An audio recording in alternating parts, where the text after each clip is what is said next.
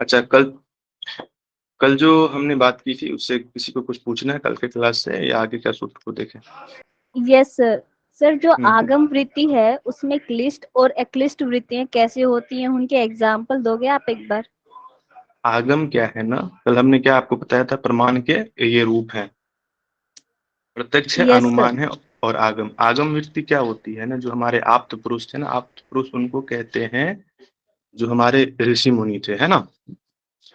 तो उन्होंने जो कुछ भी लिख के हमारे लिए छोड़ के गए हैं, जो किताबें हैं, शास्त्र हैं, है ना, तो हम उनका अध्ययन करते हैं। तो उनका अध्ययन करके हमें क्या होता है, ज्ञान मिलता है।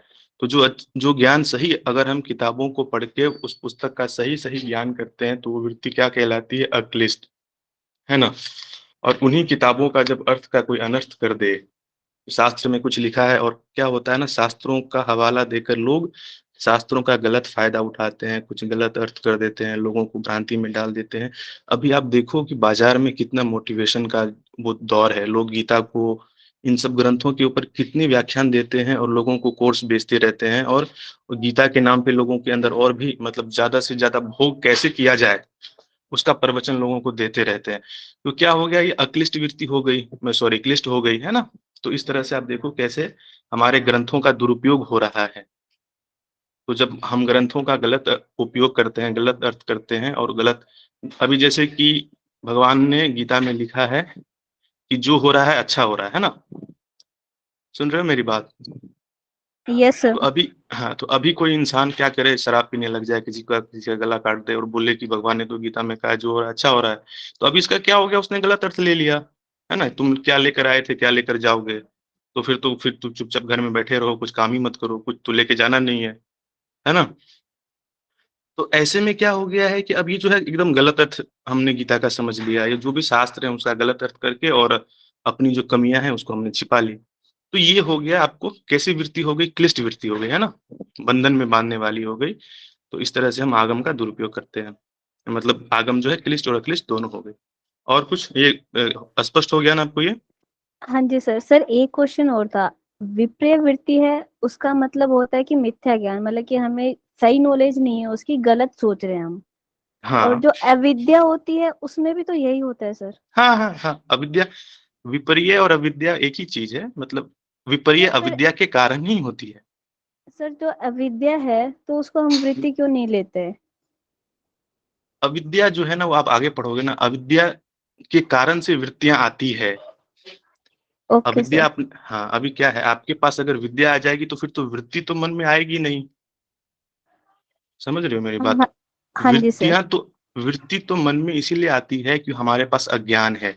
जिस व्यक्ति के पास ज्ञान हो जाएगा तो फिर ज्ञान हो जाएगा तो वृत्ति पैदा ही नहीं होगी मन में। और जब तक अविद्या है तभी तक वृत्ति आएगी। तो अविद्या तो वृत्ति का कारण है वो, और वृत्ति क्या है, कार्य है। कार्य और कारण समझते हो ना आप? Yes sir. कि कार, हाँ, तो अविद्या और वृत्तियों में कार्य और कारण का संबंध है। अविद्या के कारण वृत्तियां होती है, इसीलिए अविद्या को वृत्ति के रूप में नहीं लिया, उनको पंच क्लेश के रूप में हम लेते हैं। ठीक है, और कुछ?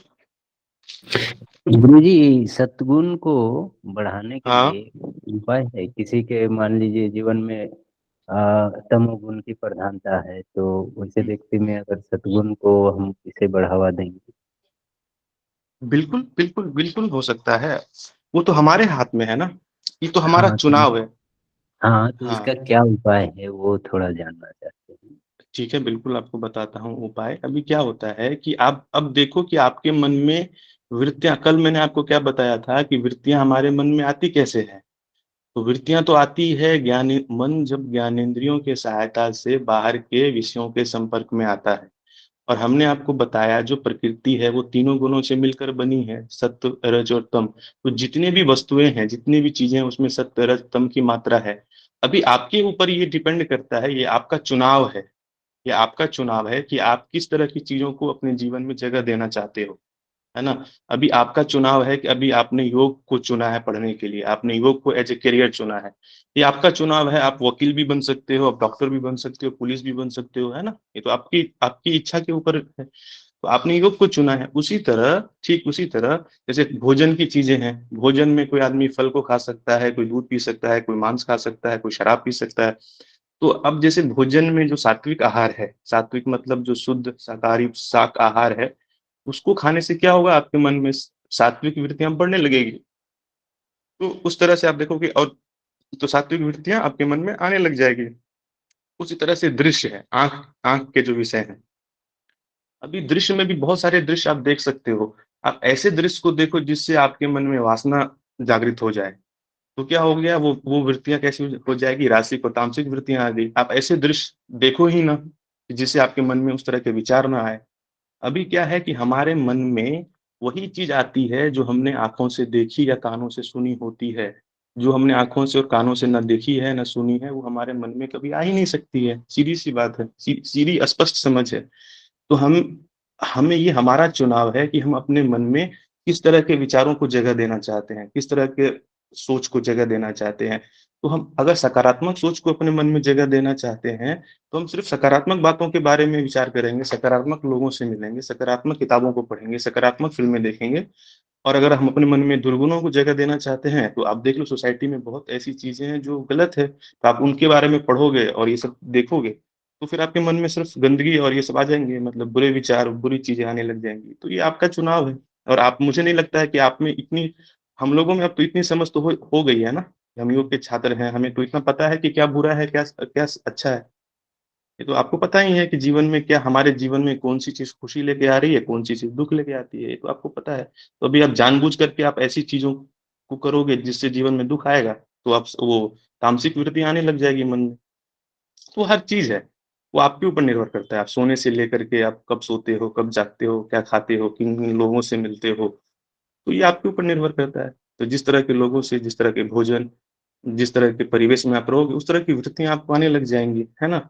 इसीलिए तो सत्संग के ऊपर इतना जोर दिया गया है ना, हमारे शास्त्रों में क्यों कहा गया है कि आप सत्पुरुषों के साथ में रहें, मतलब अच्छे लोगों के संग में रहें। क्या होता है कि मतलब संगत से गुण होत है, संगत से गुण जात। तो जैसी चीज़ों के संग में आप रहोगे, वैसे गुण आएँगे। अच्छे लोगों के संग में अच्छे गुण और बुरे लोगों के संग में बुरे गुण। ठीक है? आया समझ? हाँ, समझ में आ गया गुरुजी, धन्यवाद। और कुछ पूछना है?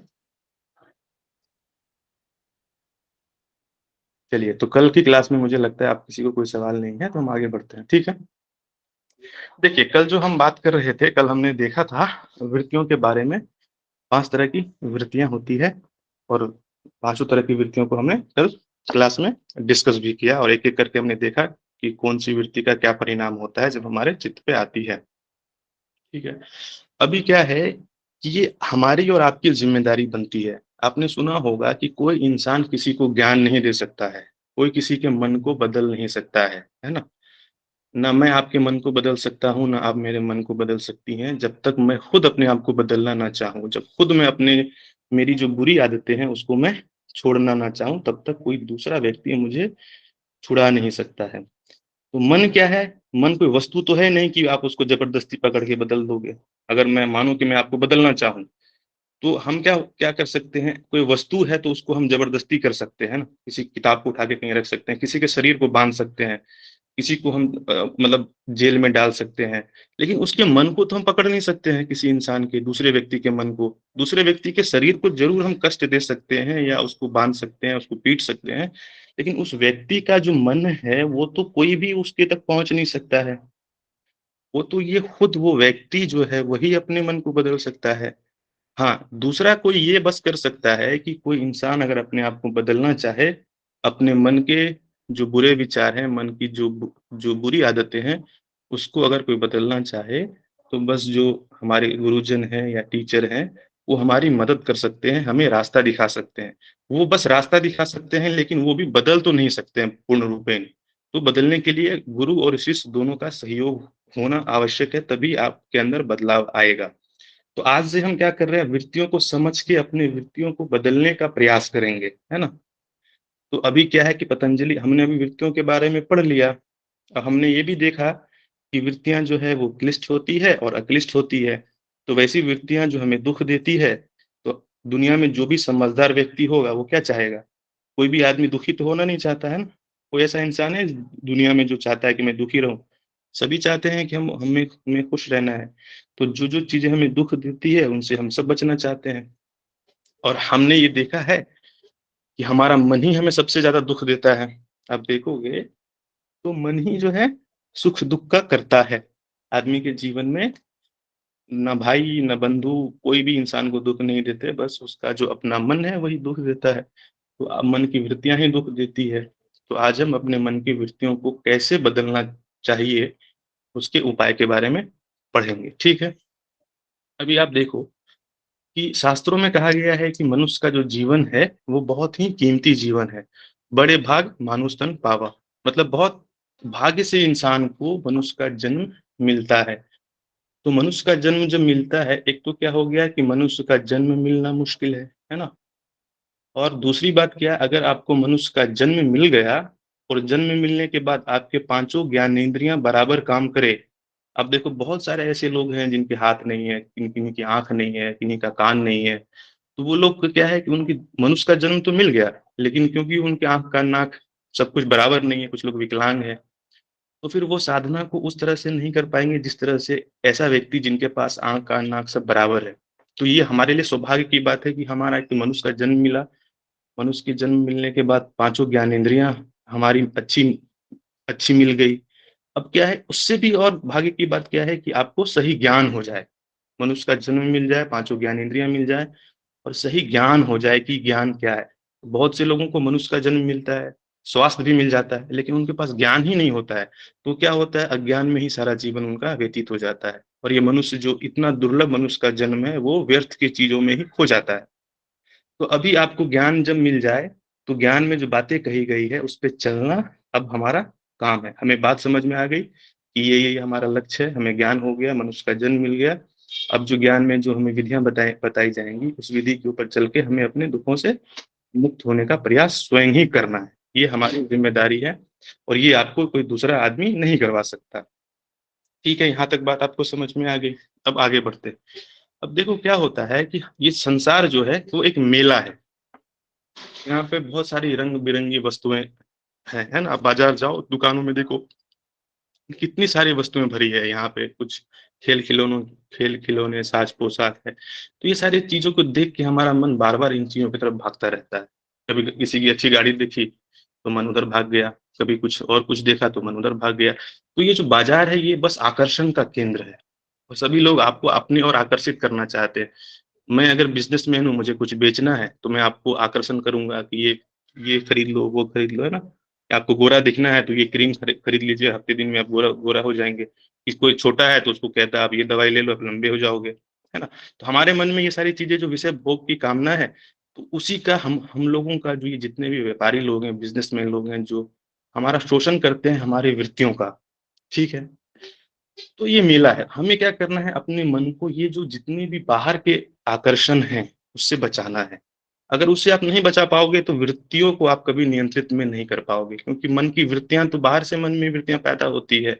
और आपका मन बार बार बाहर के विषयों के आकर्षण में अगर बार बार जाता रहेगा तब तो आप कभी अपनी वृत्तियों को कंट्रोल ही नहीं कर पाओगे, क्योंकि वृत्तियां वहां से पैदा हो रही है ना। तो यहाँ तक हमें बात समझ में आ गई। तो अब क्या करना है अपने को कि सबसे पहले तो अपने मन को बाहर के जो आकर्षक वस्तुएं हैं, चीजें हैं जो गैर जरूरी है हमारे जीवन में, मतलब कि अगर वो चीजें हमारे जीवन में ना भी हो तो भी हमारे जीवन में कुछ फर्क नहीं पड़ने वाला है।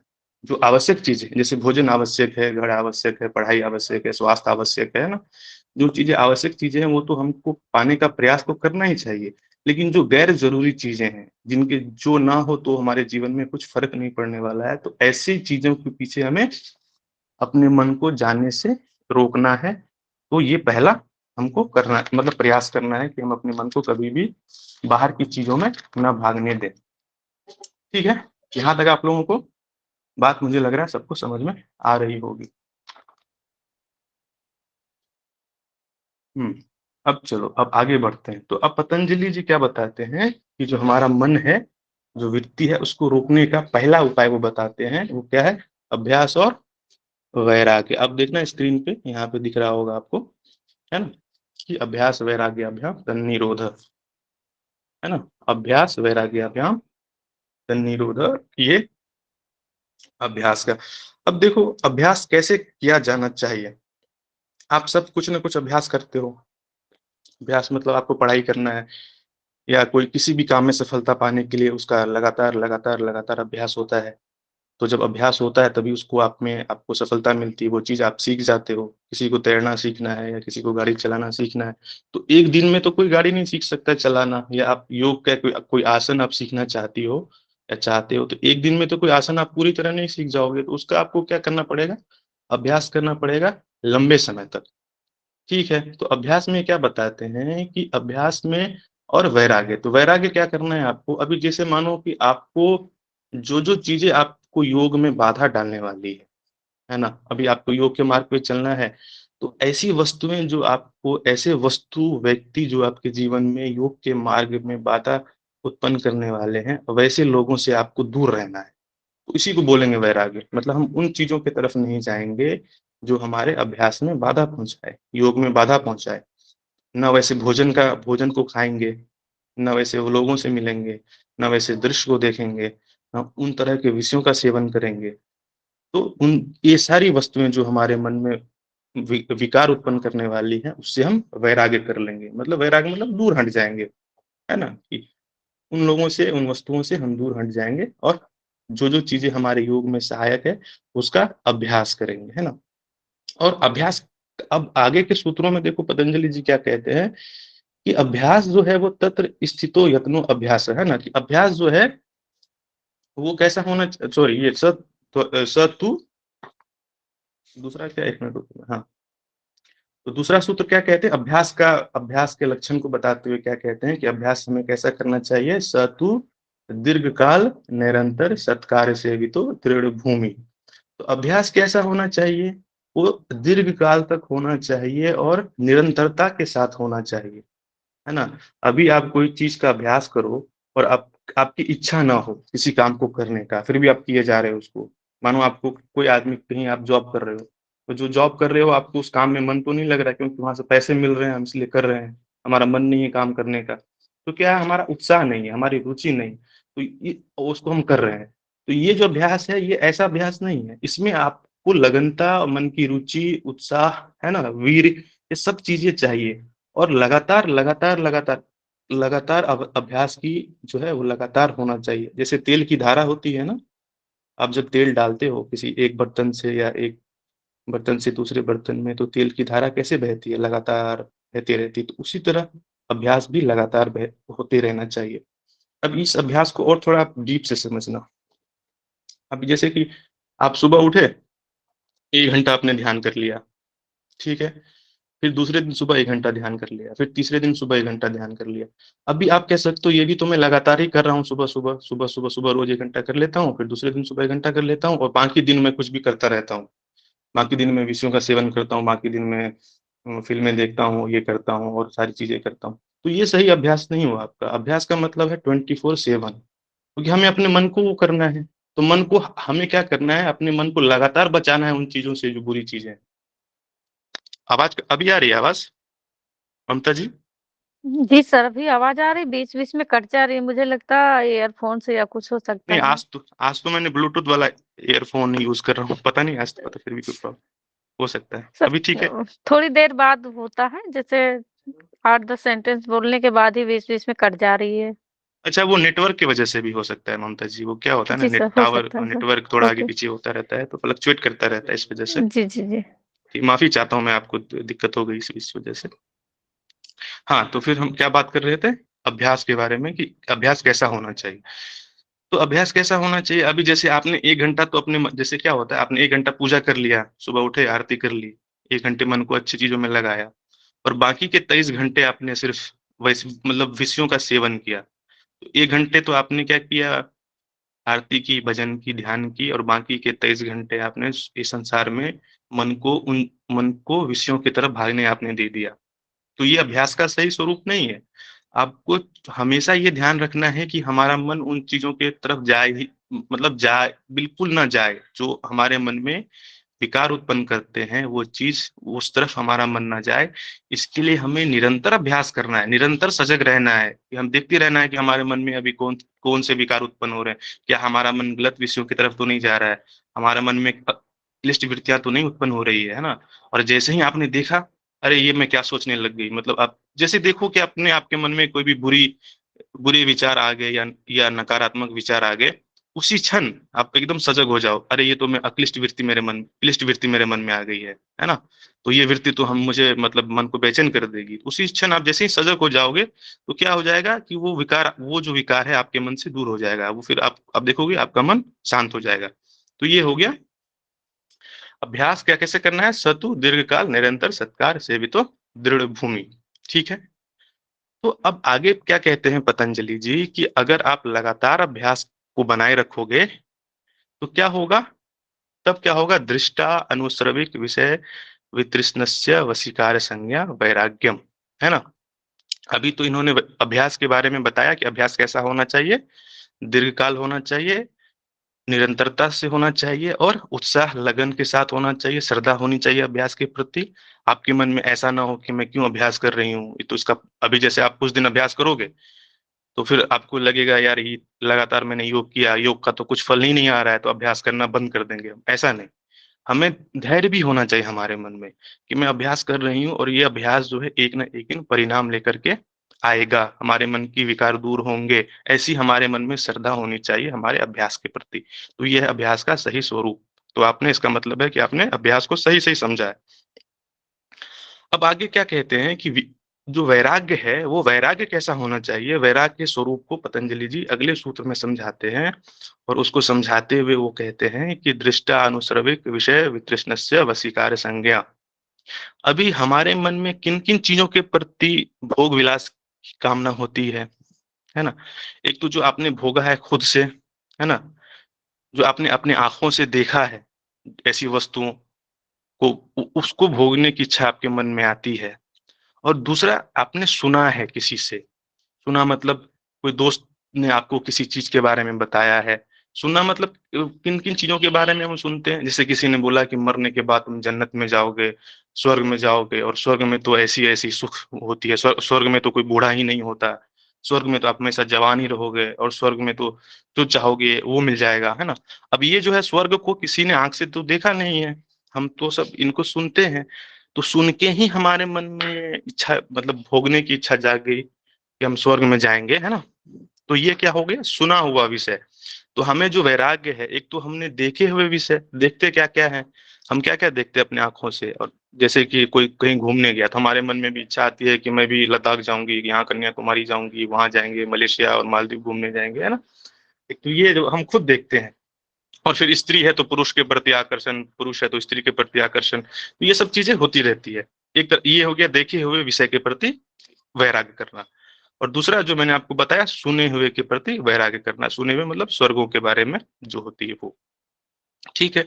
अब आगे क्या कहते हैं कि वैराग्य में भी जो है, अभी आप जब वैराग्य का अभ्यास करोगे तो ऐसा नहीं है कि एक ही दिन में आपके अंदर वैराग्य आ जाएगा। मानो कि एक ही दिन में आपकी सारी मन की कामनाएं खत्म तो नहीं हो जाएगी। हो सकता है कि आपको बात समझ में आ गई हो कि मुझे जो है इन विषयों से दूर होना है, तो लेकिन विषयों से दूर तो आप एक ही दिन में नहीं हो जाओगे, क्योंकि मन का स्वभाव जो है बहुत सालों से बाहर जाने का है, विषय को भोगने का है। तो वो जो स्वभाव है वो एक दिन में तो नहीं बदलेगा, वो तो धीरे धीरे बदलेगा। अभ्यास जितना जितना आपका अभ्यास गहरा होता जाएगा उतना उतना आपको आपके मन के ऊपर काबू बनता जाएगा, उतना आपका मन आपके कंट्रोल में होता जाएगा। तो अभ्यास को बताते हुए, वैराग को बताते हुए कहते हैं कि वैराग भी जो है वो 4 तरह का होता है। पहला वैराग क्या होता है? यतमान। ठीक है, आप लोग की जो मैं बोल रहा हूँ, तो जो जो चीजें आपको समझ में ना आए या जो जो इम्पोर्टेंट लगे तो आप उसको नोट डाउन भी करते जाना साथ साथ, ताकि आप उसको दोबारा पढ़ के रिवाइज कर सको। तो पहला क्या है? सर। यतमान। हाँ सर, हाँ, पहला वाला फिर से बता दीजिएगा। पहला यतमान, पहला जो वैराग है, वैराग के 4 कैटेगरीज मतलब 4 प्रकार बताए गए हैं, क्योंकि हम एक दिन में तो हमारा मन नहीं पूरा नियंत्रण में आ जाएगा। तो पहले क्या होगा? पहले वैराग किस तरह का वैराग आएगा हमारे पास? वो है यतमान।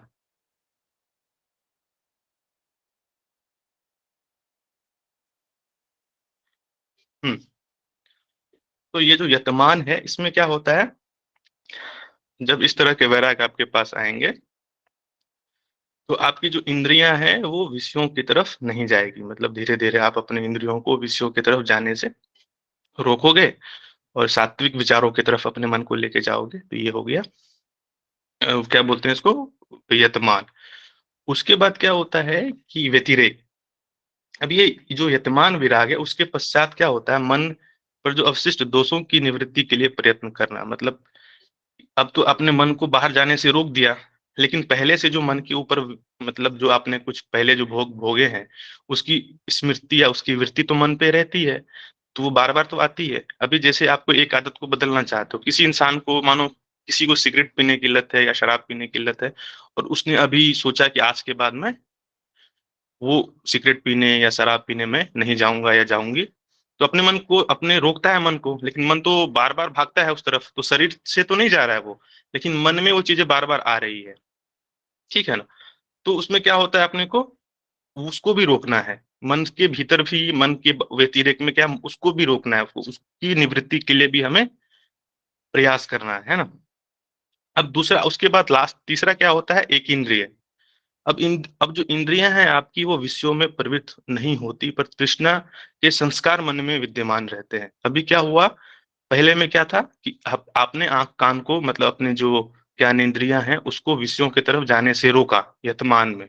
व्यतिरेक में क्या हुआ, आपके ज्ञानेंद्रियां विषयों की तरफ तो नहीं जा रही है, लेकिन मन में बार बार वो भाव आता है कि हम एक बार चले जाएं, मतलब फिर से विषय भोग कर ले। ठीक है, ये हो गया व्यतिरेक। और तीसरे में क्या होता है कि अब आपका मन सहज रूप से विषयों में तो नहीं जाता है बाहर, लेकिन वो जो विषयों के संस्कार जो हमने भोगे हुए हैं वो हैं, तो ये तीनों को मिला के क्या बोलते हैं, वशीकार। ठीक है, समझ में आया आप लोगों को? तो ये सर हो एक गया बार इन वशीकार। तीन, एक्सक्यूज मी सर, सर एक बार इन हाँ, तीनों के नाम रिपीट कर दें, यतनाम, व्यतिरत और लास्ट क्या बताया आपने? यतमान, व्यतिरेक, एक इंद्रिय। सुना आपने? फिर से मैं एक बार और दोहरा देता हूं, यतमान, व्यतिरेक, एक इंद्रिय। ठीक है, फिर से दोहराऊं? No sir. ठीक है, चलो हो गया। तो ये जो है, ये तीनों को क्या बोलते हैं, वशीकार संज्ञा। वशीकार जो है, वशीकार संज्ञा वैराग्यम है ये। ठीक है, तो आपने अपने मन को अब बाहर जाने से बिल्कुल ही रोक दिया है। और ये तीनों जो है इसको अपर वैराग भी बोलते हैं। अपर वैराग के अंतर्गत ये तीनों आते हैं, आपने सुना होगा, किताबों में पढ़ा होगा, पर वैराग और अपर वैराग। तो ये तीनों जो है अपर वैराग के अंतर्गत आते हैं। ठीक है ना, यहां तक तो स्पष्ट हो गया होगा आप लोगों को। अब आगे देखो, तो अगर आप अपने मन को बाहर जाने से रोकोगे तो क्या होगा, उसकी व्याख्या आगे के सूत्र में पतंजलि जी करते हैं कि तत्परम पुरुष ख्यातेर गुण वैतृष्यम। ठीक है, उसके बाद क्या होता है, पुरुष के ज्ञान से, मतलब पुरुष के ज्ञान से, अभी क्या है, हमारा शरीर जो है वो प्रकृति और पुरुष से मिलकर बना है ना? तो अभी तो हम जो प्रकृति के गुणों से हमेशा प्रभावित होते रहते हैं, प्रकृति के जो जो गुण आते हैं हमारा मन जो है उन गुणों से प्रभावित होता रहता है। तो जब हम अपने मन को प्रकृति के सारे गुणों की तरफ जाने से ही रोक देंगे तो क्या हो जाएगा, हमें प्रकृति और पुरुष के भेद का पता चल जाएगा, है ना? यही बता रहे हैं ये कि तत्परम पुरुष ख्यातेर गुण वैतृष्यम। तो फिर क्या होगा, आपको जो पुरुष के ज्ञान से, हाँ ये ईश्वर और पुरुष और प्रकृति के बारे में थोड़ा बता दीजिए आपसे। पुरुष और प्रकृति, वही तो बता, अभी ये जो सूत्र है ना इसमें ये पुरुष और प्रकृति के बारे में ही हम बात कर रहे हैं। ठीक है, अभी इसमें बताऊंगा जी मैं आपको। ठीक है, सुनना इसको गौर से। तो हमने क्या बताया आपको इससे पहले कि जो देखे हुए विषय हैं और सुने हुए विषय हैं, ठीक है, और इन दोनों से अपने मन को रोक दिया, मतलब उन दोनों से वैराग्य हो गया, हम उसकी तरफ हमारा मन अब जाता ही नहीं है, सहज रूप से नहीं जाता है। तो अपने मन को वशीकार, मतलब वश में कर लिया अपने मन को इन विषयों की तरफ भागने से। ठीक है, उसके बाद ये जब कर लोगे तो क्या होगा, जब आपका, अभी क्या होता है कि जब आपका मन विषयों में जाता है, इसको थोड़ा समझना तब आपको पता चलेगा। तो अभी क्या होता है कि जब आपका मन विषयों की तरफ भागता रहता है तो क्या होता है, वो जो जो जहां जहां मन गया है उस चीज के बारे में विचार आपके मन में आते हैं, है ना? अभी जो आपके मन में विचार आते हैं वो विचार कहाँ से आते हैं, आपने जो बाहर की चीजों को देखा है या कुछ न्यूज पढ़ी है या कोई दोस्त से मिले हो, तो जब आप अकेले में बैठते हो तो उनकी बातें आपको याद आती है पीछे की, या कभी कोई फिल्म देखने गए या कोई घूमने गए, तो आपके जीवन से जुड़ी हुई जो बाहर की चीजों आपने अभी तक की है वही विचार आपके मन में आते रहते हैं, है ना? तो अभी तो आपने अपने मन को बाहर जाने से ही रोक दिया है, तो जब बाहर जाने से रोक दोगे तो बाहर आपका मन नहीं जा रहा है, बाहर की कोई वस्तुएं आप नहीं देख रहे हो, तो बाहर के विचार आपके मन में आने बंद हो जाएंगे।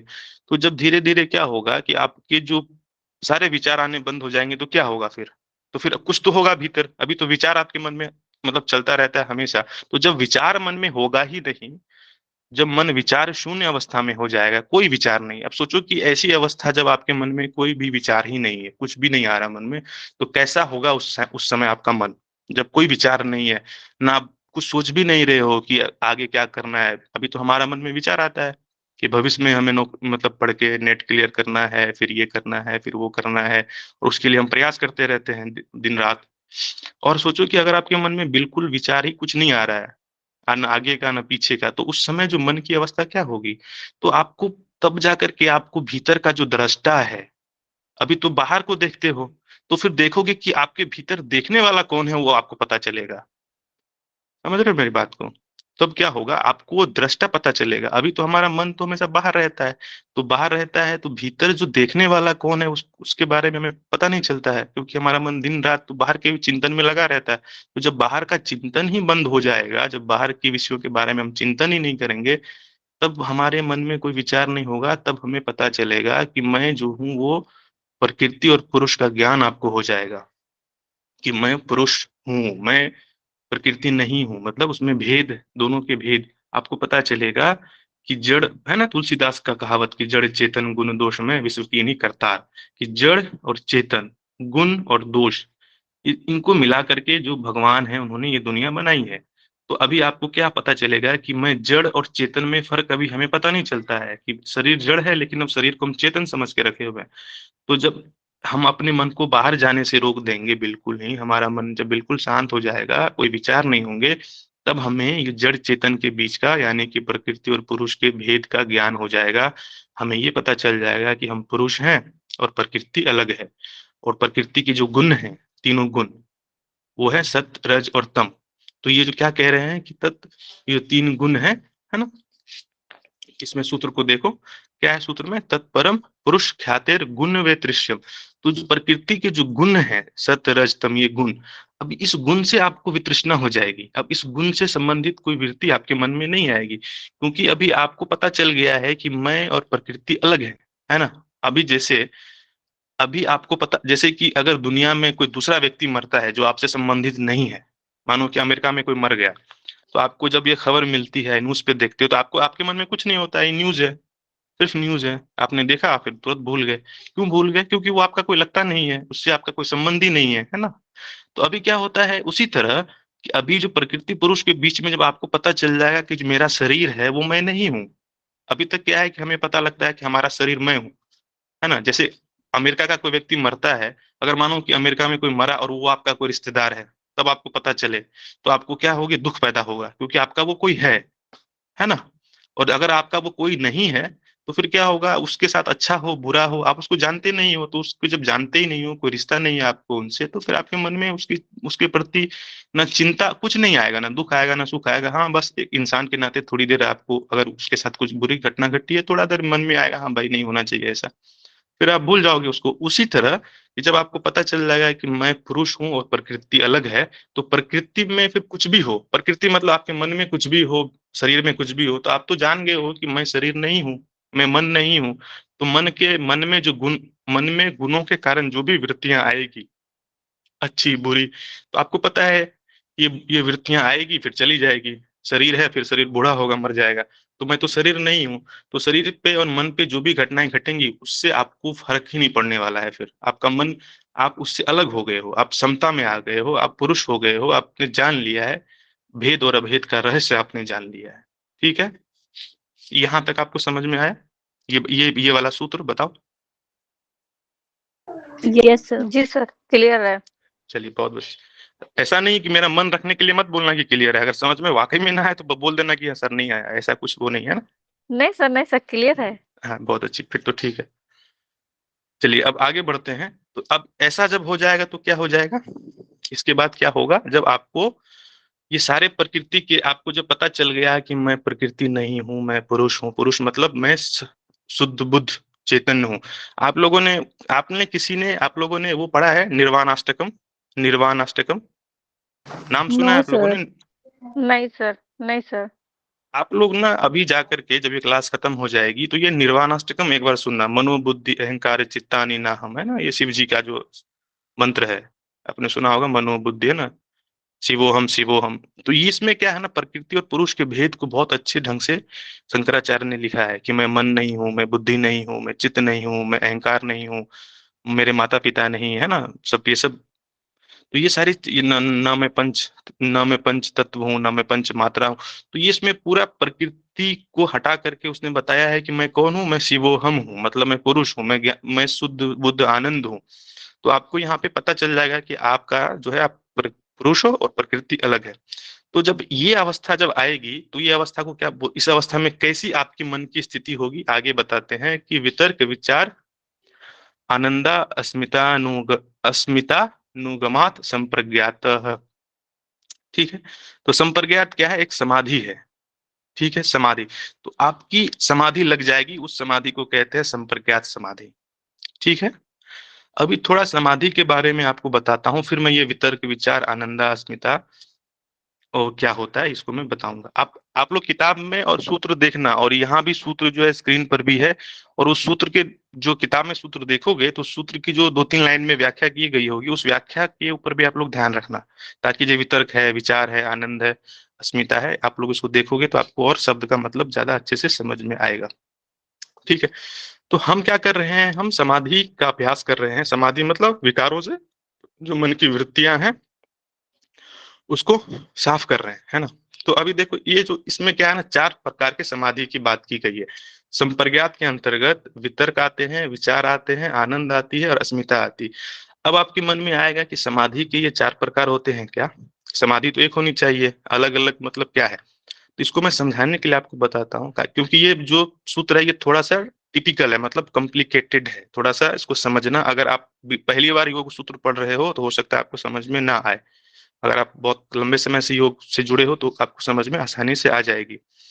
तो क्या होता है कि जब हम सफाई करते हैं, अभी देखो, सीधा सीधा समझो इसको सरल भाषा में, कि हम क्या कर रहे हैं, अपनी मन की गंदगियों को साफ कर रहे हैं, है ना, मन की गंदगियों को साफ कर रहे हैं। तो मन में क्या, जैसे मानो कि हमारा एक घर है, तो घर पांच पांच पांच महल का मतलब 4 फ्लोर का एक बिल्डिंग है। पहला floor, second floor, third floor, fourth floor, fifth floor, इस तरह के बहुत सारे फ्लोर है। तो अगर आप अपने घर की सफाई करती हो, तो अभी जैसे आपने पहले फ्लोर को साफ किया, ठीक है, पहला फ्लोर साफ किया, फिर उसी तरह दूसरे फ्लोर को साफ किया, फिर तीसरे, जैसे पहले फ्लोर को साफ कर दिया तो बाकी के 3 फ्लोर में तो गंदगी अभी भी है ना, ऊपर के 3 फ्लोर में। उसी तरह मन है, तो आपने पहले फ्लोर को साफ किया तो एक तरह की समाधि आपको आ जाएगी, फिर दूसरे फ्लोर की गंदगी आपने साफ को समाप्त कर दी तो दूसरे तरह की समाधि आ जाएगी, फिर तीसरे फ्लोर की गंदगी को आपने समाप्त कर दिया तो फिर चौथे, फिर पांचवें, मतलब आपने पूरे घर को फिर साफ कर दिया, है ना। तो सफाई क्या होती है, जब हम सफाई का प्रारंभ करते हैं तो एक ही बार में तो पूरा घर साफ नहीं हो जाता है ना, धीरे धीरे उसको साफ करने में समय लगता है। तो जितनी जितनी सफाई होती है उतनी उतनी हमारे घर में शुद्धता, उतनी उतनी जो गंदगी जितनी जितनी निकलती है, उतनी उतना उतना उतना घर हमारा खूबसूरत होता जाता है ना। पूरा साफ कर दोगे तो पूरा घर खूबसूरत हो गया, पूरी आंगन आंगन भी आपने साफ कर दी, घर के अंदर का दरवाजा भी साफ कर दिया, सारा साफ कर दिया आपने। तो जब सफाई शुरुआत करोगे तो क्या होगा, पहले आंगन को साफ करोगे, फिर घर को साफ करोगे, फिर पहले फ्लोर को साफ करोगे, उसी तरह।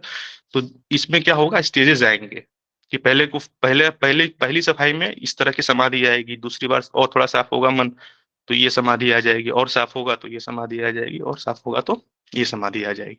ठीक है, यहां तक कंफ्यूजन तो नहीं है किसी को? बताओ, यहां तक किसी को कोई कंफ्यूजन? ठीक है। नहीं। हाँ, हाँ, तो हम इसको, अभी ये जो वितर्क वाला है ना, सर अभी ये हम क्या, समाधि के 4 प्रकार है ना? हाँ, समाधि में ये संप्रज्ञात समाधि के 4 4 है, भेद है, मतलब इसके जी सर। अंतर्गत ये सारी जी चीजें जी। आएंगी।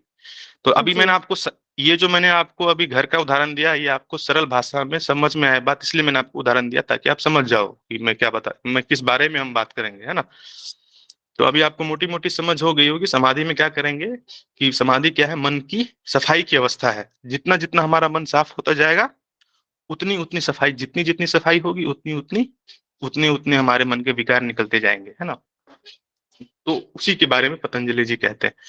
तो अभी वितर्क क्या होता है, विचार क्या होता है ना, अस्मिता क्या होती है, आनंद क्या होता है, इसको थोड़ा आप, ये थोड़ा बहुत ही कॉम्प्लिकेटेड है, इसको थोड़ा अच्छे से समझना।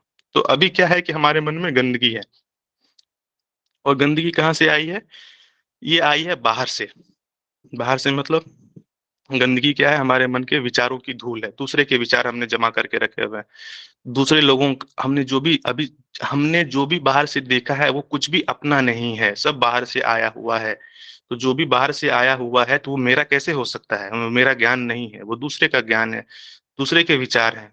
वो सब क्या होता है धीरे धीरे हमारे घर में, जैसे कि आपका घर है तो धूल कहाँ से आते हैं? बाहर से धूल आपके घर में आके जमा हो जाते हैं ना। गंदगी कहाँ से आती है? आप गंदगी तो बाहर से आती, घर में आती है ना। आप चप्पल पहन के बाहर गए, फिर अंदर आए तो चप्पल के साथ मिट्टी भी घर में आ गई। फिर कोई गाड़ी चल रही है, किसी मकड़े ने जाला बना दिया, तो इस तरह, या कोई चूहा बिल्ली कुछ आ गई, तो इस तरह से आपका आंगन या घर जो है वो गंदा होता जाता है। वो गंदगी आती है बाहर से, और उसी गंदगी को आप साफ करोगे। तो ये जो बाहर से जो भी चीजें, व्यर्थ की चीजें हमने मन में जमा कर रखी है, उसको हम साफ कर लेंगे, साफ करते जाएंगे। ठीक है। तो ये जो है इसको हम, ये स्थूल से सूक्ष्म की ओर जाएगा। ये जो सफाई है, पहले वितर्क आएगा। वितर्क की सफाई कैसे होती है वो जानो। वितर्क होता क्या है? तो वितर्क में क्या होता है कि वितर्क में वितर्क में क्या होता है, जो बाहर से जो ज्ञान आपने लिया है, बाहर से जो गंदगी आपने जमा कर रखी है, बाहर से जो कूड़ा आपके मन में आ गया है, उसको आप बाहर निकाल रहे हो। उसको मन को साफ कर रहे हो। वो जो बाहर से जितनी भी गंदगी आपने जमा कर रखी है उसको आप बाहर निकालने का प्रयास कर रहे हो। तो इस अवस्था में क्या होता है, मन में वितर्क रहता है। वितर्क का मतलब संशय रहता है, कभी मन तर्क वितर्क करता रहता है। आप देखोगे ये मन की अवस्था आपने अनुभव की होगी। मन क्या करता है? तर्क वितर्क करता रहता है। कभी वितर्क आता है, कभी वितर्क नहीं आता है। तो जब वितर्क के साथ समाधि लगती है तो उसको बोलते हैं सवितर्क समाधि। ठीक है। जब वितर्क के साथ समाधि रहेगी, आपकी समाधि संप्रज्ञात समाधि में वितर्क के साथ मन के संशय संशय और वो संशय संकल्प विकल्प चलते रहते हैं। तो अगर वो वितर्क के साथ है तो उसको बोलते हैं सवितर्क। और जब वितर्क खत्म हो जाता है, जैसे वितर्क खत्म हो गया, तो उसको बोलते हैं निर्वितर्क समाधि। ठीक है, ये वितर्क के अंतर्गत हुआ। ठीक है। उसके बाद क्या है, देखो आप, विचार। तो फिर क्या होता है कि विचार की बारी आती है। तो जब आपके मन से वितर्क खत्म हो जाएगा, वितर्क क्या होता है, थोड़ा स्थूल है ये, और विचार क्या होते हैं, थोड़े और गहराई।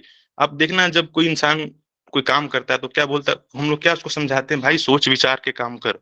एक आदमी क्या होता है, कुछ भी बिना सोचे कर देता है, ज्यादा सोच विचार नहीं करता, तर्क वितर्क करता है। और तर्क वितर्क क्या होता है, उस वो उतनी गहरी समाधि नहीं होती है, ऊपर ऊपर की होती है। और विचार क्या होता है, वो थोड़ी और गहरी होती है, कि सोच विचारा उसने।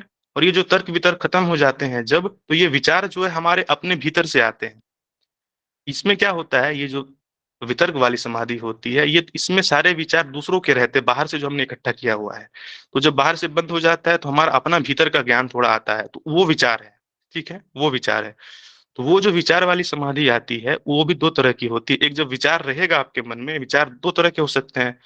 आप मतलब सकारात्मक विचार भी हो सकता है, नकारात्मक विचार भी हो सकता है। तो जो वो विचारों के साथ होगी उसको बोलेंगे सविचार समाधि। ठीक है, विचार स्वविचार समाधि। और फिर धीरे धीरे क्या होगा कि आपके मन का विचार भी खत्म हो जाएगा, मन में विचार ही नहीं आएंगे। तो जब विचार नहीं आएंगे तो उसको क्या बोलेंगे, निर्विचार समाधि। ठीक है। तो पहला हमने क्या बताया, सवितर्क, निर्वितर्क। वितर्क के साथ है तो सवितर्क, वितर्क के बिना है तो निर्वितर्क। उसी तरह फिर उसके बाद मन की और गहरी स्थिति आएगी, उसमें विचार के साथ समाधि लगेगी तो स्वविचार हो जाएगा। विचार नहीं रहेंगे तो निर्विचार हो जाएगा। तो जब विचार भी नहीं रहेंगे तो उसके बाद मन की स्थिति कैसी होगी, तब आपको जब विचार आने बंद हो जाएंगे तब आपको आनंद की अनुभूति होगी मन के भीतर। मन बहुत प्रसन्नता का अनुभव करेगा आपका मन। तो लेकिन जब आपका मन प्रसन्नता का अनुभव करेगा तो उसमें क्या होगा कि द्वैत का मतलब क्या होता है, दो। कि एक है जो अनुभव अनुभव और दूसरा है अनुभव को करने वाला। कि कौन है जो आनंद का अनुभव कर रहा है। आपको ये लगेगा कि मैं आनंद का अनुभव कर रही हूँ या कर रहा हूँ। तो आनंद और आप, दो चीजें हो गई है ना। तो जिस आदमी को आत्मज्ञान की प्राप्ति करना है, अपने स्वरूप को जानना है, तो वो आनंद को भी मिटाना चाहता, आनंद की वृत्ति को भी खत्म करना चाहता है ना। तो फिर आनंद की वृत्ति का भी निरोध कर देता है वो। तो फिर सिर्फ और सिर्फ मैं बसता है, अहम भाव, कि मैं हूं बस। आनंद भी नहीं है, मैं हूं। ठीक है, तो इसको बोलते हैं अस्मितानुगत। ठीक है, ये सूत्र समझ में आया आप लोगों को? ये जो अभी हमने बताया आपको, ये संप्रज्ञात के 4 भेद होते हैं। ठीक है, अब पूछो, इसमें से सवाल पूछो आप लोग। अभी आज इतना ही रखेंगे और अभी आप लोग सवाल करो, और कल जो है, और इसमें अभी प्लीज पूछे। आवाज नहीं आ रही है आपकी। हाँ, कोई कुछ पूछना चाहता है? Yes sir. सर हाँ, आपने पूछिए। वैराग्य के एक सर एक करके आपने पूछिए। वैराग्य हेलो। हाँ, हाँ कोई एक एक करके पूछिए। अगर 2 लोग एक साथ बोलोगे तो फिर सुनाई नहीं देगा मुझे। बोलो। सर आपने वैराग्य के 4 प्रकार बताए थे। सर आपने हाँ। 3 को एक्सप्लेन कर दिया था, एक रह गया था, नहीं नहीं, आप नहीं लास्ट तो 4th सर। 4th मैंने ये आपको बताया, जो एक तो वशीकार संज्ञा वैराग्यम मैंने आपको बताया, वो हाँ एक जी हो गया। सर। उस हाँ, तो उसी के अंदर ये 3 है, तो 3 और 1 वो तो वो है ही, और उसके अंतर ये तीनों हैं, हाँ मतलब ये जी सर। तीनों को मिला के वो चौथा हो गया। ओके आपने सब। सर, इन तीनों का कॉम्बिनेशन वशीकार संज्ञा है, हाँ हाँ हाँ वो लास्ट हो जाएगा। हाँ। अभी इसमें क्या है, ये ओके जो सर। 3 है ये तो अलग अलग है सब, और तीनों एक साथ हो जाएंगे तो क्या हो जाएगा? वशीकार संज्ञा। हाँ हाँ, वो मैंने आपको ओके। बताया था ठीक है। हाँ, और सर अस्मिता एक बार क्लियर कर दीजिए प्लीज। हम्म क्या बोला, मैं सुना नहीं, एक बार फिर से रिपीट करो। अस्मिता एक बार क्लियर कर दीजिए। क्या सवाल? आपकी सर आवाज कट रही है, मैं ठीक से नहीं सुन पा रहा हूँ, फिर से बताना एक बार। शायद वो अस्मिता बोल रहे हैं। अस्मिता का कॉन्सेप्ट नहीं समझ में। अच्छा, अस्मिता। हाँ, अच्छा, हाँ सुना, मैं पढ़ लिया। अस्मिता, अस्मितानुगत। अस्मिता का मतलब क्या होता है? आपने सुना होगा अस्मिता, ये शब्द है ना, कि आप ये शब्द क्या होता है, आपने ये बहुत चर्चा में होगा, खास तौर पे आप स्त्री से ये जुड़ा हुआ शब्द है कि स्त्री की अस्मिता को कोई ठेस न पहुंचाए। सुना है आपने ये शब्द? सुना है आप लोगों ने जी। अस्मिता? देखो, एक होता है, हाँ, आपने सुना होगा ना कि अस्मिता है हमारी। अस्मिता का मतलब एक होता है अहंकार, घमंड। ठीक है, वो घमंड क्या होता है, वो बुरी चीज होती है। अस्मिता क्या होता है? अस्मिता वो अहंकार नहीं है, उस तरह का बुरा, ये बुरे सेंस में अहंकार नहीं है। अस्मिता का सीधा सीधा मतलब होता है कि मुझे अपने होने का बोध हो रहा है। अस्मिता की, मैं कुछ मतलब, आप हो, आप कोई भीतर तो है ना कि जो जानता है कि आप हो। आपको कैसे पता है कि आप सजीव हो, चेतन हो? आप तो कुछ फीलिंग होती है, वो है अस्मिता। तो जब कोई किसी की अस्मिता को ठेस पहुंचाता है तो हम क्या होती है कि इस आदमी ने, इस स्त्री की अस्मिता को किसी ने ठेस पहुंचा दिया। आप न्यूज़पेपर में जब कोई सी घटना घटती है तो आपने ये सुना, ये शब्द आपने शायद सुना होगा। तो ये जो क्या कह रहे हैं कि ये जो हमारे संप्रज्ञात समाधि के 4 भेद होते हैं, तो उसमें आप वितर्क, विचार, आनंद को आप समझ गई।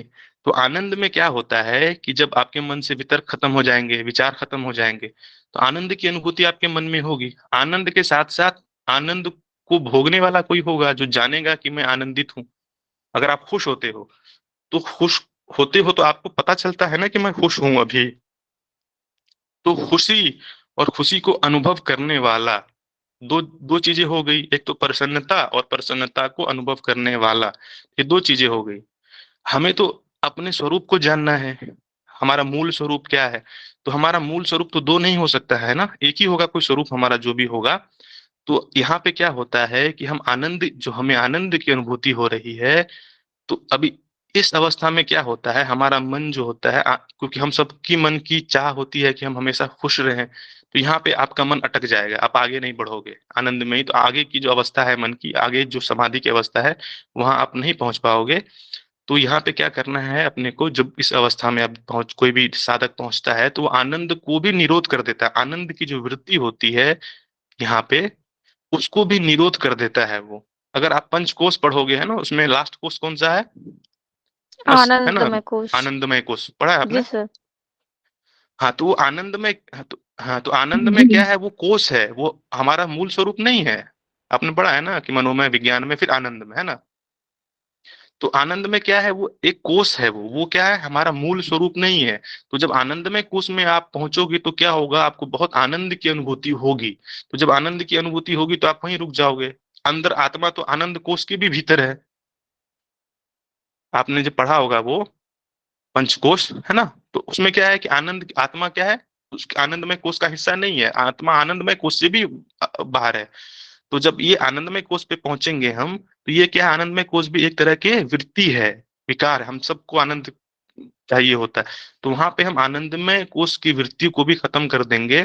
जब आनंदमय खत्म हो जाएगा तो सिर्फ और सिर्फ अस्मिता बचेगी। अस्मिता का मतलब क्या होता है, मैं, मेरे, मैं का भाव, कि मैं हूं, बस इतना आपको ज्ञान रहेगा। उस अवस्था में ना कोई विचार होंगे, ना कोई वितर्क होगा, ना आनंद की अनुभूति होगी, बस आप हो, ये आपको पता रहेगा। अस्मितानुगत समाधि में बस आप हो। समझ में आया? सर अस्मिता क्लेश भी है ना? नहीं, अस्मिता को क्लेश कहाँ है? विद्या अस्मिता राग वो द्वेष। ये जो वो जो हाँ, ये क्लेश का मतलब, ये जो अस्मिता है, अस्मिता है, ये तो वृत्ति के अंतर्गत तो है ही ना। क्लेश का मतलब ये जो है, ये अस्मिता, अहंकार तो हमारा, एक तरह से अहंकार तो बाधा बनाती ही है ना। अहंकार, अहंकार ही तो हमारे जीवन में अविद्या है ना। तो अभी मैंने आपको क्या बताया, ये जो संप्रज्ञात समाधि है, तो संप्रज्ञात समाधि में ये वृत्तियों का हम निरोध कर रहे हैं। तो अंत में अस्मिता को भी आगे जब पढ़ोगे आप, तो ये जो अस्मिता है, इससे भी बाहर जाना है हमें। सुन रही हो मेरी मेरी बात को? मैं ये बोल रहा हूँ कि जो अस्मिता, पंच क्लेश में आपने सही बोला, जो अस्मिता है, अस्मिता भी हमारा मूल रूप नहीं है। ये अहम मैं हूं, बस इतना ज्ञान है। तो जब आगे की समाधि की चर्चा होगी असंप्रज्ञात की, तो हमें इन चारों से और ऊपर जाना है। अभी हमें मूल, हमारा जो मूल स्वरूप है, हमें पता नहीं चला है। ठीक है? हेलो हाँ सर, हाँ मैडम, पूछ। सर, अस्मिता क्लेश होकर भी समाधि इतनी करीब है, बोले तो आनंद भी, मतलब आनंद अस्मिता के पहले ही आ जा रहा है, अस्मिता बाद में आ रही है। क्या वो क्लेश होकर भी इतना ज्यादा इम्पोर्टेंस दिया गया है यहाँ पे? अभी सुनो, अब मैं आपको बताता। ये जो क्या होता है ना, हमारा जो अहंकार होता है, अहंकार, ये अहंकार इतना सूक्ष्म होता है। ये आप देखोगे, जो अहंकार की वृत्ति होती है, ये बहुत बड़े बड़े योगी जो होते हैं ना, बहुत सिद्ध पुरुष, उसमें भी अहंकार की वृत्ति रह जाती है। वो बहुत मुश्किल से निकलता है ये अहंकार की वृत्ति, क्योंकि ये यही तो मेन बाधक है ना। ये आनंद वानंद, आनंद तो सभी को चाहिए होता है। ये अहंकार की वृत्ति ही तो मूल वृत्ति है कि अहम ब्रह्मास्मि, कि मैं ही सब कुछ हूँ। तो ये आप देखोगे, कोई आदमी क्या होता है कि विनम्रता का दिखावा करने लगता है, वो निरअहकार का दिखावा, निरअहकार को भी अहंकार बना लेता है। वो कोई आदमी देखोगे, वो जानबूझ करके ऐसे मतलब दिखाता है कि मैं तो, मेरे अंदर बिल्कुल ही अहंकार का नामो निशान मात्र नहीं है। तो वो जो है, लेकिन ये अहंकार का सूक्ष्म रूप हो जाता है हाँ, उसमें। ये जो अस्मिता है ना, ये अहंकार का इतना सटल रूप है, बहुत सूक्ष्म रूप है। ये अब क्या है, ये सारी चीजें आपको अभ्यास, साधक साधना के द्वारा ही आप जान पाओगे। इसको सीधा शब्दों से जानना थोड़ा मुश्किल है। तो ये जो क्लेश है, अविद्या है, अविद्या की परतें जो है हमारे चित्त के ऊपर बहुत बहुत गहरी है। क्योंकि ये आज की नहीं है, बहुत जन्मों जन्मों से हमारे चित्त के ऊपर अविद्या के संस्कार पड़ते जा रहे हैं, पड़ते जा रहे हैं, पड़ते जा रहे हैं। तो ये जो अहंकार का जो है, क्योंकि आप देखोगे कि जब आपको कल मैंने महत्व समझाया, तो महातत्व के बाद जो महत्व है, उसके पहले, उसके बाद जो दूसरा तत्व बनता है, वो अहंकार ही है। समझ रहे हो? सुन रहे हो मेरी बात को? कल हमने आपको क्या बताया, कल हमने क्या चर्चा की थी, महत तत्व में, महत तत्व के बाद जो पहला तत्व बनता है, पहला जो जिसका होता है, वो क्या होता है, अहंग, अहंग ही बनता है। तो अहंकार जो सबसे ऊपर, बहुत ऊपर है वो, इसीलिए उसको भी हम वो कहेंगे, क्या बोलते हैं, वृत्ति है वो भी विकार है, उससे भी हमें बाहर निकलना है। ठीक है? और कोई सवाल किसी का? और किसी का कोई सवाल है, या आज की क्लास यहीं समाप्त करें? बताओ एक बार, आप लोग कोई बता दो कि कोई सवाल नहीं है, तो फिर हम क्लास आज यहीं रोकेंगे। सर इसके लिए कौन सा टेक्स्ट बुक अच्छा है सर, एक्सप्लेनेशन सर? इसके लिए कौन सा, देखो आपको 2-3 किताबों का नाम मैं बता सकता हूँ। एक तो गीता प्रेस गोरख, अगर आप देखिए, आपको अगर बहुत डिटेल में पढ़नी है, डिटेल में मतलब बहुत गहराई से, तो उसके लिए एक तो अच्छी बुक है, पतंजलि योग योग प्रदीप करके, शायद गीता प्रेस गोरखपुर की किताब है। ठीक है? वो थोड़ी मोटी बुक होगी आपको, वो थोड़ी मोटी जी बुक है। वो मेरे पास है। आप तो अभी जो मैं आपको हाँ हाँ, तो अभी जो मैं आपको पढ़ा रहा हूँ, तो मैं इसलिए, मतलब क्योंकि मैं पतंजलि योग सूत्र, एक तो मेरा फेवरेट सब्जेक्ट भी रहा है, और मैं खुद भी ध्यान साधना वगैरह करता हूँ, और मैं प्रयास करता हूँ कि जो, मतलब जो पतंजलि योग सूत्र है, उसको जीवन से जोड़ के पढ़ा जाए, तो आसानी से बात समझ में आती है। मतलब तो, नहीं तो ये किताब क्या है, आपको बहुत बोरिंग सब्जेक्ट, मतलब अगर जिसकी रुचि ना हो तो उसको ये थोड़ा बहुत बोरिंग सब्जेक्ट लगेगा, उसको मजा नहीं आएगा पढ़ने थोड़ा में। अगर उसको आसान आसान भाषा में वो नहीं लिखा गया है सर, वो आसान भाषा में एक तरह अब क्या है ना कि जो चीजें हम पढ़ रहे हैं वो आसानी से समझ में आने वाली चीज भी नहीं है भाई। अभी आप समाधि को कैसे शब्दों में कोई कैसे आसान कर सकता है इसको, तो आप जान, ये तो दिल्ली कोई, अभी मानो कि आप दिल्ली घूमने गए, कोई कविता लिख रहे हो तो आप लिख सकते हो, आसानी से समझा सकते हो किसी को, लेकिन फिर भी ये चीजें ऐसी है, ये चीजें वाकई में समझनी मुश्किल है। मैं कितना इसको अभी अस्मिता को या समाधि को कोई कितना भी आसान कर दे, तो इसको तो आप बिना, अभी जैसे मिठाई आपने कभी खाई है, मेरी बात को सुनना, आप कभी जी। दिल्ली घूमने गए हो, आपने कोई मिठाई खाई हुई है, आप मानो आपने कोई एक मिठाई खाई है, रसगुल्ला आपने खाया हुआ है, तो गुलाब जामुन को मैं रसगुल्ला के माध्यम से गुलाब जामुन को एक्सप्लेन कर सकता हूँ, आप अनुमान लगा लोगे। समझ रहे हो मेरी जी। बात? जी। अब जैसे कि अगर आप कभी दिल्ली गए हो और लखनऊ नहीं गए हो, तो जिस तरह दिल्ली का किला है, सेम किला लखनऊ में भी है, लेकिन मैं आपको बता सकता हूँ, तुम दिल्ली में लाल किला देखे हो ना, वैसा ही चार मीनार है, तो आप अनुमान एक कर सकते हो, हाँ ऐसा ऐसा दिखता होगा। अभी क्या है, समाधि में ना मैं गया हूँ ना आप गए हो, ठीक है, ठीक है। और उस समाधि को हम शब्दों के माध्यम से और थोड़ा जो ध्यान का अनुभव है उसके माध्यम से मैं आपको समझाने का प्रयास कर रहा हूँ। तो वही है ना कि तो फिर इसको समझना थोड़ा सा इसीलिए डिफिकल्ट हो जाता है, क्योंकि मन जो है उसको पकड़ ही नहीं पाता, उस बात को, कि मन जो है उसी चीज को पकड़ सकता है जो मन ने कभी अनुभव किया है या देखा है या सुना है। अब मन का अनुभव ही नहीं है उस चीज का, तो उसको समझने में थोड़ी सी वो चीजें मुश्किल हो जाती है। आप फिर भी आप प्रयास करो। स्टे नहीं करता है, और भी मैं, वही मैं। हाँ और भी किताबों का नाम मैं बताऊंगा। एक किताब अभी मेरे को, एक तो ओशो की किताब बहुत अच्छी है, मैं ओशो को बहुत मानता हूँ, तो उसकी उस, जी।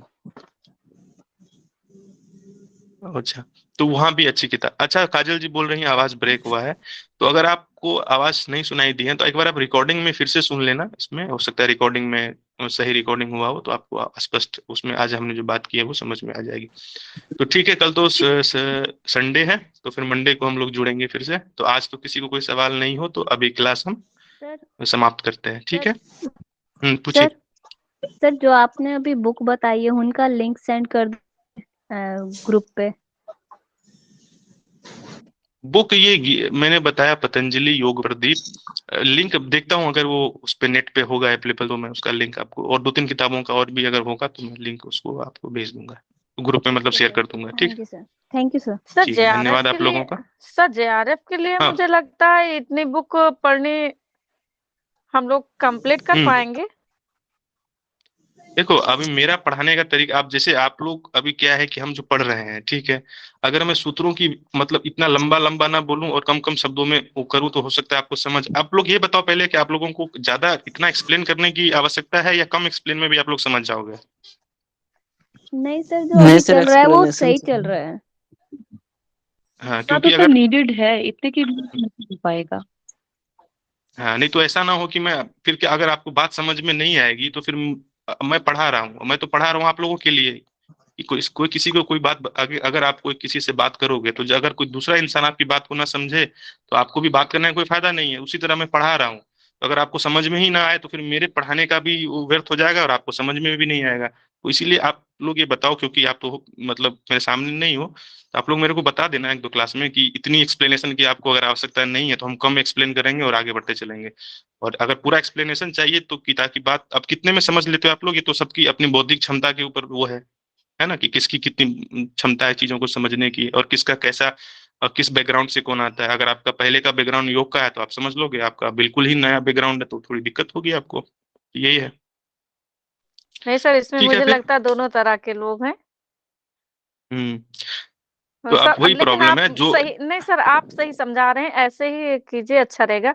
बस ये है कि योग के उससे जो आपको लगेगा इम्पोर्टेंट वो आप हम लोगों को एक्सप्लेन कर दीजिएगा।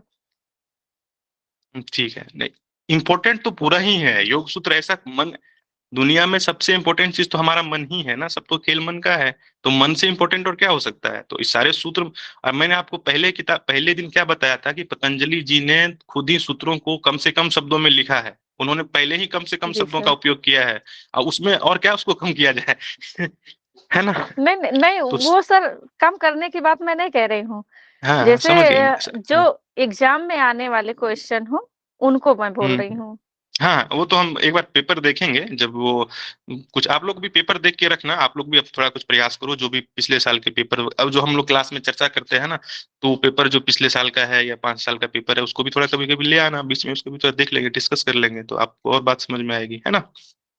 सर वो ठीक है। पुराने पेपर मिलते कहाँ, वो तो ऑनलाइन होते हैं, उस पर साइट पर भी नहीं रहता है हाँ, कहीं। ये भी है, ये बात भी है, ये बात भी है, ये तो है। अब मैंने जी कभी सर। जेआरएफ वगैरह दिया नहीं क्योंकि है, तो मैं मुझे तो पिछली बार, नहीं सर, पिछली बार मैंने दिया था, तो मैं इस बार नेट पे बहुत ढूंढी और मैं खुद का जो है पीडीएफ डाउनलोड की थी, वो भी नहीं मिल रहा था कि मेरे ही पीडीएफ मैं डाउनलोड की हूँ तो वो मिल जाए मुझे, लेकिन वो भी नहीं मिले।